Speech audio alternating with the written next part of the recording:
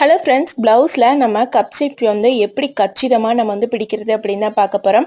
அதுக்கு அளவு ப்ளவுஸ் எடுத்திருக்கேன். அளவு ப்ளவுஸில் பார்த்தீங்க அப்படின்னா பட்டி சைடில் நம்ம வந்து ஃபர்ஸ்ட் டாட் மார்க் பண்ணோம் இல்லைங்களா, அதை வந்து இந்த மாதிரி கரெக்டாக எடுத்து வச்சுட்டு நம்ம இந்த மாதிரி ஃபர்ஸ்ட் டாட் வந்து மார்க் பண்ணிக்கலாம். மார்க் பண்ணிவிட்டு இதோட சென்டர் பாயிண்ட் கரெக்டாக இருக்கா அப்படின்னு செக் பண்ணிவிட்டு அளவு ப்ளவுஸில் எவ்வளோ அளவுக்கு பிடிச்சிருக்கிறோமோ அந்த அளவுக்கு வந்து பிடிச்சிக்கலாம். இதே மாதிரியே வந்து பிடிச்சிட்டு இந்த சென்டர் பாயிண்ட் கரெக்டாக இருக்கா அப்படின்னு பார்த்துக்கோங்க.